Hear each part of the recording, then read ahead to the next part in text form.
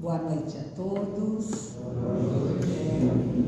Muita felicidade que a gente retorne a essa casa nesse início de ano para mais uma conversa, sobre a nossa doutrina, sobre as nossas atitudes, sobre como podemos nos exercitar mais e mais para o nosso crescimento e melhoria moral, que é o que nós aprendemos com a doutrina, na doutrina, e que precisamos para seguirmos com passos decisivos na nossa caminhada diária.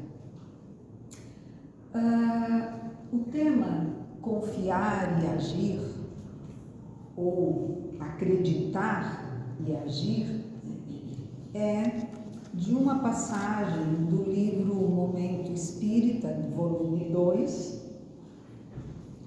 que traz alguns exemplos muito interessantes sobre a nossa conduta frente à vida. E ele começa contando uma história sobre um viajante que caminhava nas margens de um grande lago, o qual ele precisava transpor, mas ainda não sabia como iria fazer para chegar ao outro lado. Ele suspirou profundamente e, enquanto ele fixava o olhar no horizonte, escutou a voz de um homem de cabelos brancos que quebrou o silêncio momentâneo, oferecendo-se para transportá-lo. Era um barqueiro.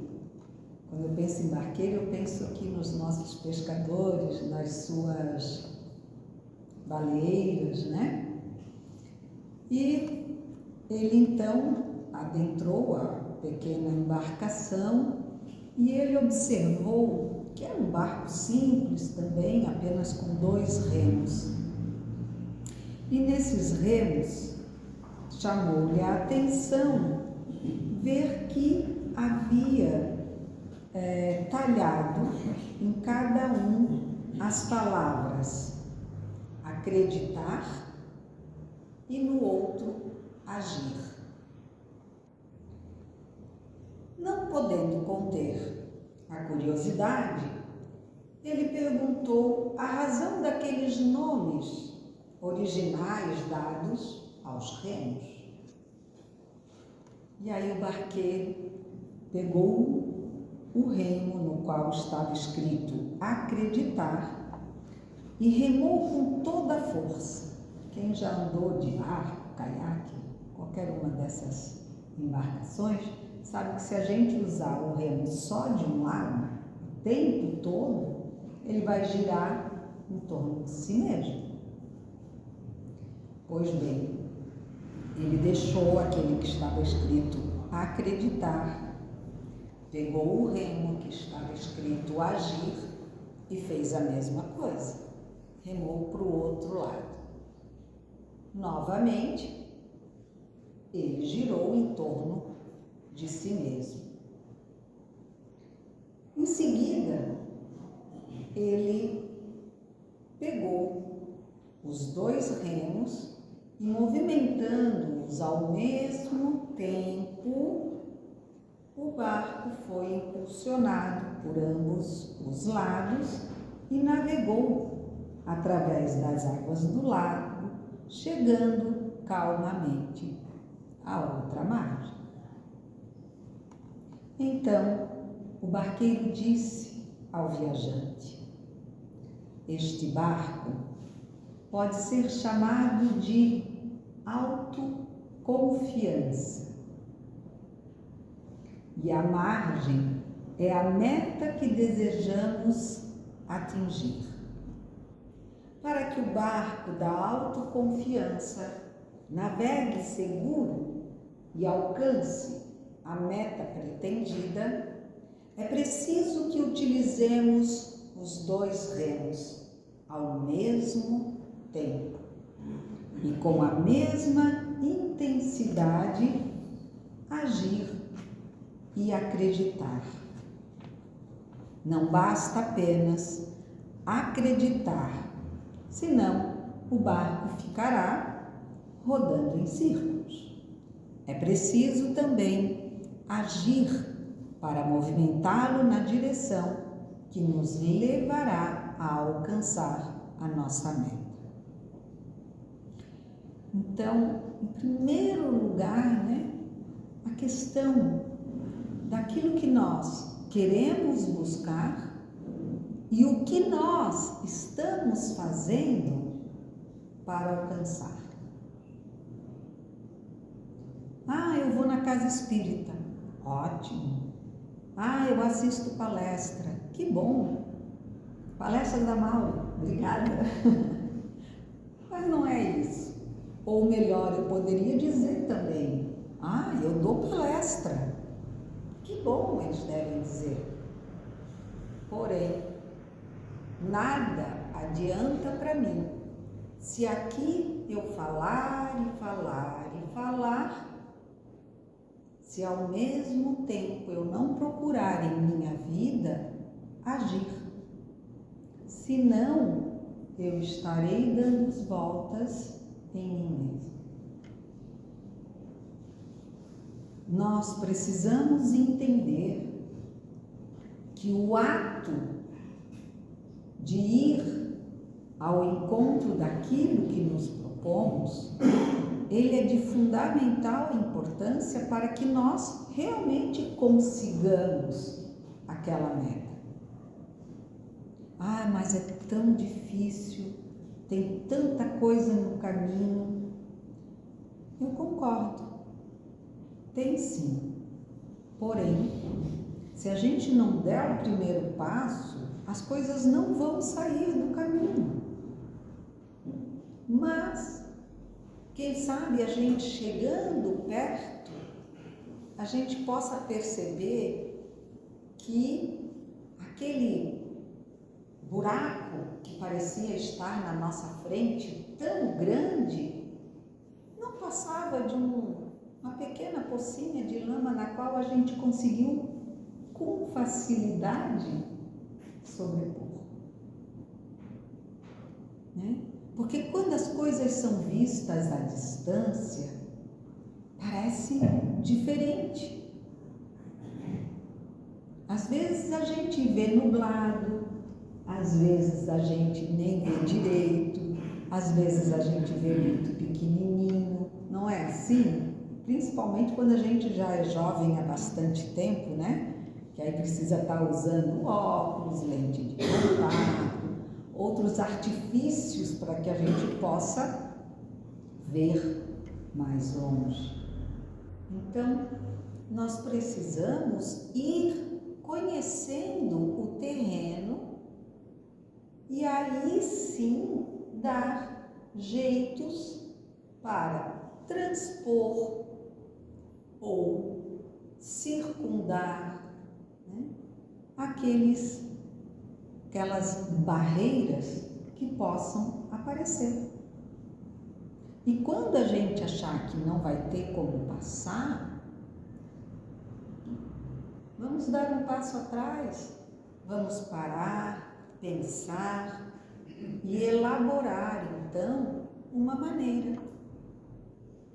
Porque há sempre um jeito aqueles que têm fé.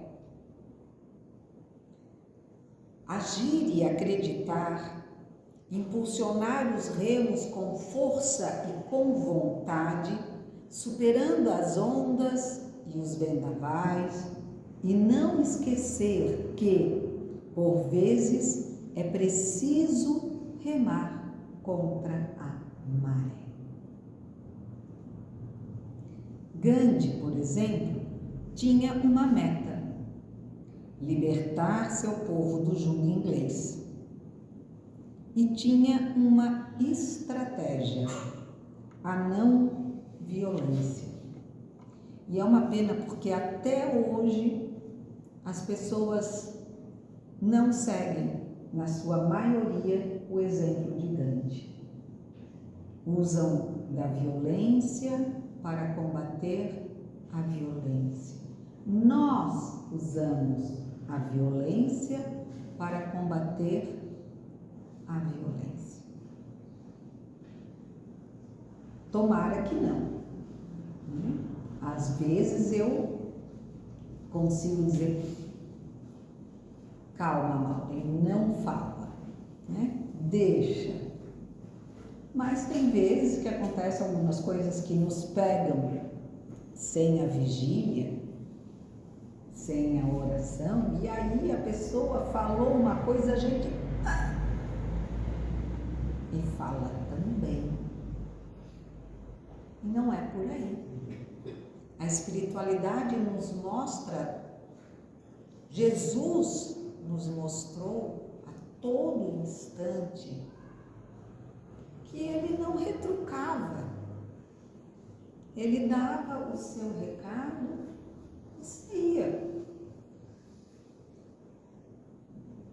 E nós precisamos lembrar desses exemplos.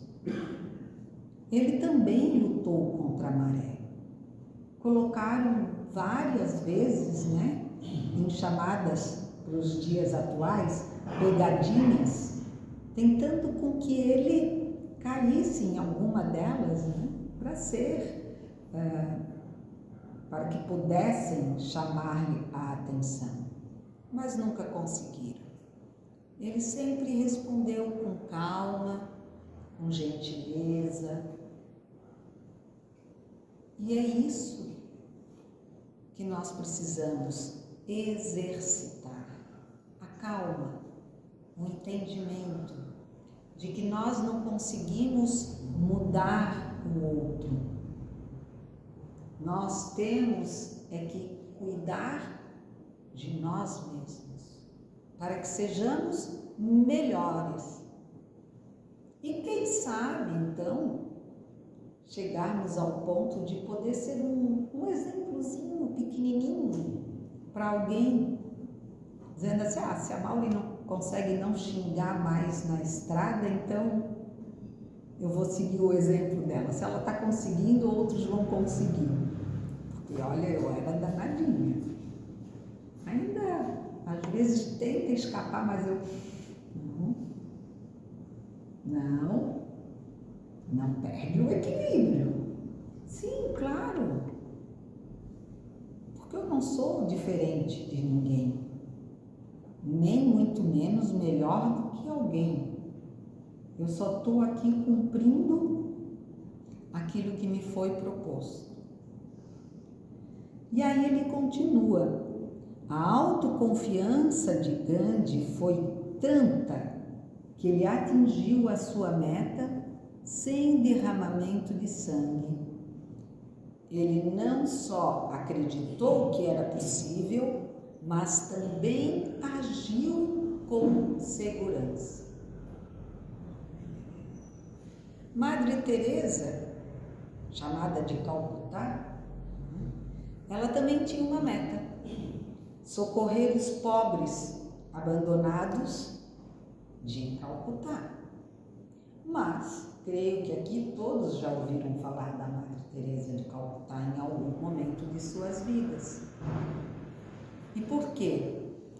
Porque ela não ficou só cuidando dos flagelados de Calcutá, como também, acreditando e agindo, ela superou a sua meta inicial, socorrendo os pobres do mundo inteiro.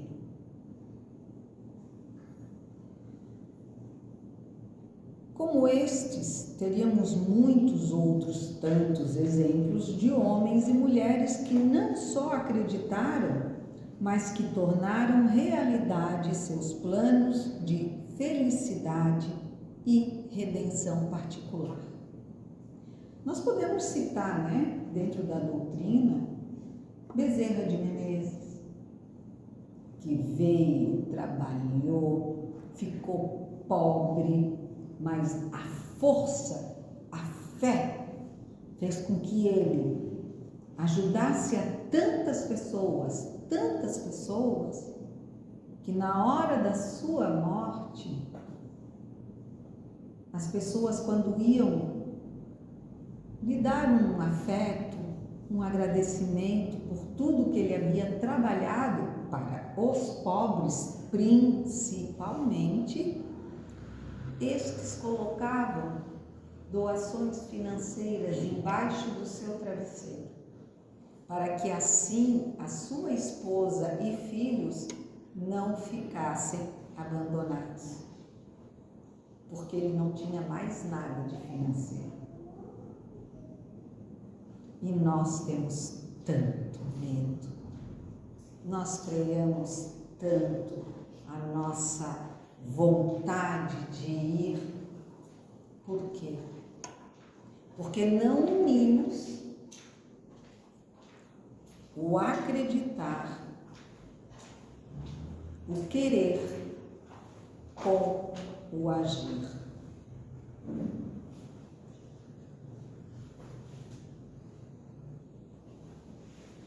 Nós temos que remar com confiança. E esse barco, quando ele fica parado, ele não vai para lugar nenhum. Ou pior, se a gente perder os remos, nós somos capazes de sermos jogados contra qualquer paredão de pedras, enfim, e nos machucarmos feio. Porque Jesus, como foi dito também no Evangelho, ele disse, né? Vai, faz o que é preciso e continua a me seguir. Vai, te desfaz do teu egoísmo, do teu orgulho, da tua vaidade, do teu preconceito. Te despe disso. E aí, a gente já o está seguindo. Ele diz, inclusive nesse texto, e eu achei muito interessante, porque às vezes as pessoas dizem assim, mas eu tenho objetivo. O problema é que eu tento colocar em prática o meu objetivo, mas eu nunca consigo. Eu acho que tem alguma coisa contra mim que não me deixa alcançar o meu objetivo. E olha o que eles nos dizem aqui. Caso você ainda não tenha uma meta traçada ou deseja refazer a sua, considere alguns pontos. Verifique os seus caminhos e se os caminhos que irá percorrer não estarão invadindo a propriedade de terceiros. Porque assim, eu quero crescer, né? Então eu vou fazer um puxadinho aqui para alugar, para ganhar um dinheirinho. Só que quando eu fizer esse puxadinho, eu vou estar infringindo a lei. Eu, de repente, vou estar fazendo por conta própria, colocando a vida de alguém em risco. Não, mas a minha ideia é só ganhar um dinheirinho para eu poder ter uma vida mais tranquila e poder chegar naquele objetivo que eu quero tanto. Mas aí não acontece. Não tem jeito, parece que toda vez que eu vou comprar material para construir, o filho fica doente. Toda vez que eu arranjo dinheirinho para comprar não sei o quê, o carro quebrou, tem que mandar arrumar. Parece que não querem que eu seja feliz. Mas feliz à custa do quê? verifique se os caminhos que irá percorrer não estarão invadindo a propriedade de terceiros. Se as águas que deseja navegar estão protegidas dos calhaus da inveja, do orgulho e do ódio. Porque eu vou fazer faculdade de Direito, vou ser o melhor advogado, porque eu quero acabar com aquele pessoal que um dia prejudicou meu pai, minha mãe, e assim por diante. Querer alcançar algo para vingar-se dele. E antes de movimentar o barco, verifique se os remos não estão corroídos pelo ácido do egoísmo. Porque eu quero vencer, porque eu vou ganhar muito dinheiro, porque eu vou ficar rico e eu não quero saber de mais ninguém.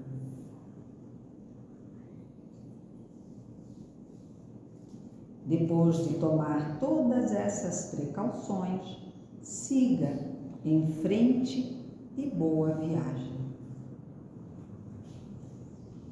Porque reclamar é realmente muito fácil. Colocar a culpa no outro, mais ainda. Só que, e aí eu vou usar um outro comentário que é de Emmanuel, pela psicografia de Chico, que fala sobre o teu livro. Na verdade, é um comentário que nos mostra que a nossa vida na Terra, ela é um livro que nós estamos escrevendo. Então, se eu falo da minha vida, nada melhor do que eu escrevê-la. Porque só eu mesmo sei de todos os detalhes. Cada dia é uma página. Cada hora é uma afirmação de tua personalidade através das pessoas e das situações que te buscam. Não menosprezes o ensejo de criar uma epopeia de amor em torno de teu nome. Porque é engraçado, né? Às vezes a gente quer tanto ser importante aqui na Terra e esquece que a verdadeira importância nossa está nos céus. É para lá que a gente tem que traçar o objetivo de ser olhado com respeito, com amor, com perdão. É lá. Lá é a nossa vida. Querer ser o primeiro aqui na Terra, já nos disse Jesus. Os últimos serão os primeiros. Então, por que nos preocupamos tanto em sermos os melhores aqui? Digo isso não na forma moral e doutrinária, né? Porque se assim o for, perfeito, continuemos bravamente. Mas nós sabemos que ainda temos muitos desejos, muitas vontades que estão aquém das nossas verdadeiras necessidades. Mas nada é impossível.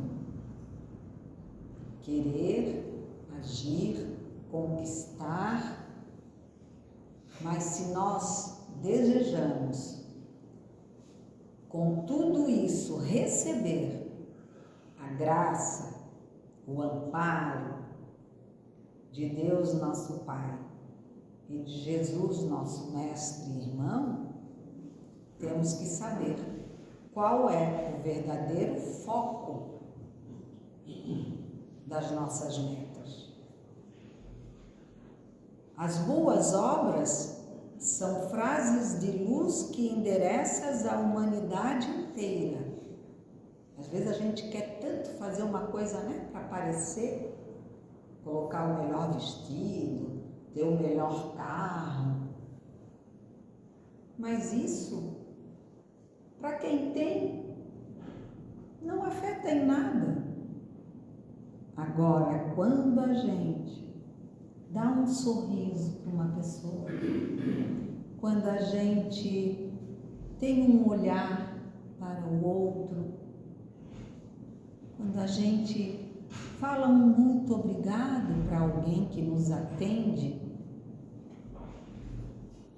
nós derramamos luzes que são endereçadas a toda a humanidade. Em cada resposta aos outros, em cada gesto para com os semelhantes, em cada manifestação dos teus pontos de vista e em cada demonstração de tua alma, grafas com tinta perene a história de tua passagem.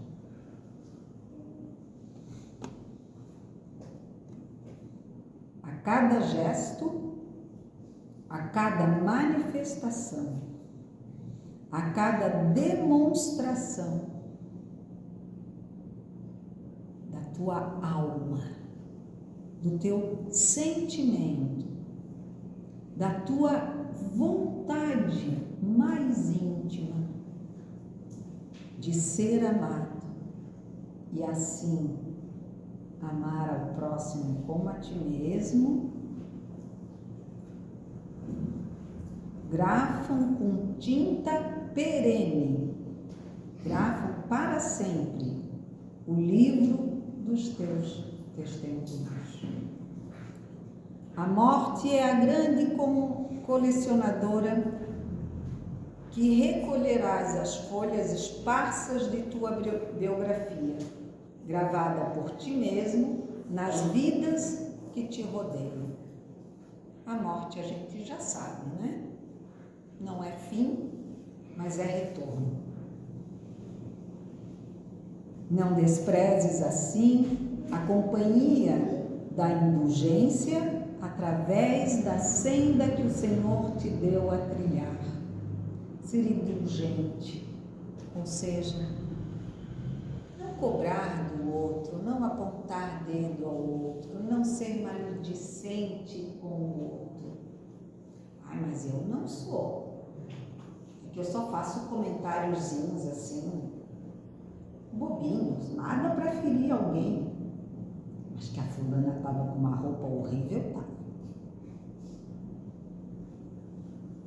Mas que a Beltrana é grossa, é.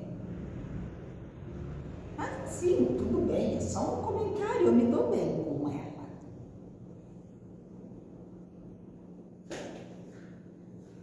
Não desprezes assim a companhia da indulgência, através da senda que o Senhor te deu a trilhar. Porque Deus é indulgente conosco. Então, que Ele perdoe as nossas dívidas, como nós devemos perdoar aos nossos devedores. Faze uma área de amor ao redor do próprio coração, porque só o amor é suficientemente forte e sábio para orientar-te à escritura individual, convertendo-a em compêndio de auxílio e esperança para quantos te seguem os passos. O amor contagia. E aí a gente tem força.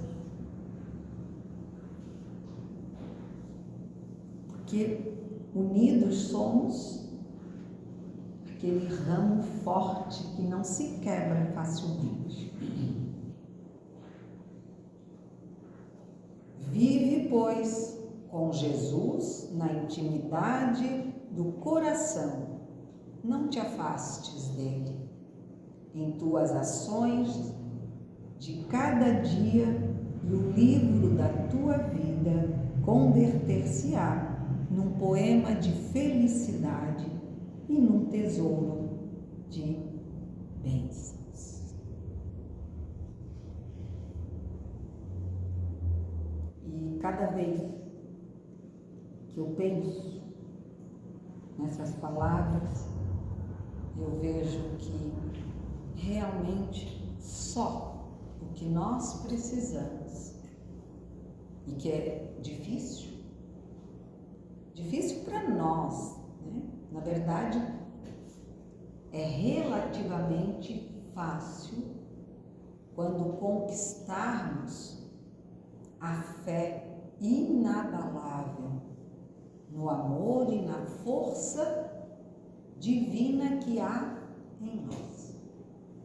Como ainda somos crianças meio birrentas, manhosas, né? Meio preguiçosas, que querem que o papai faça tudo por nós, a gente ainda bate o pé de vez em quando, né? Eu queria desse jeito. Mas o papai sabe o que é melhor para nós. Mesmo que seja aquela injeção dolorida, mas se é o que a gente está precisando, ela vai ter que ser aplicada. Agora, escutando direitinho o papai, pode ser que a gente nunca mais venha precisar tomar a injeção, porque a gente comece a ter atitudes corretas.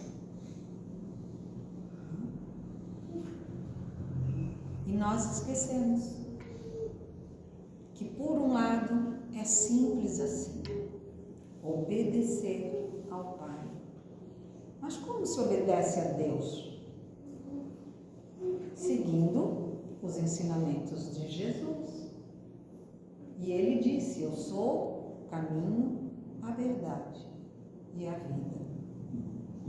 Ou seja, caminhando como ele caminhou, fazendo como ele fez, ou nos esforçando para compreendermos tudo que ele nos exemplificou.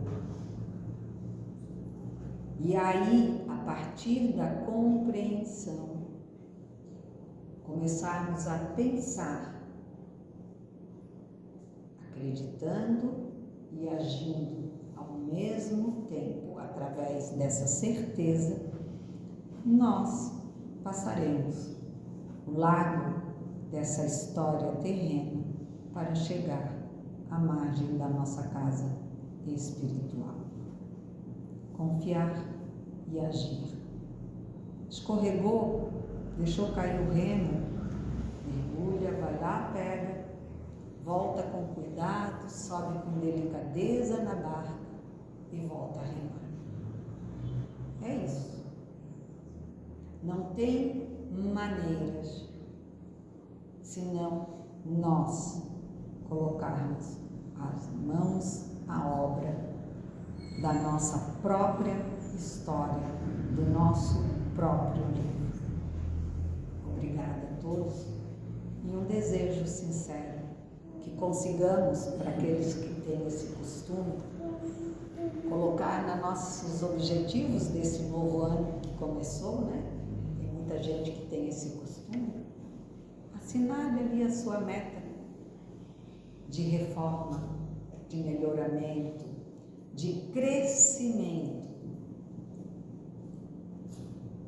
interno. Essa é a principal obra de nossas vidas. Que Deus esteja sempre conosco para conduzir, intuir e nos aconchegar em seus braços.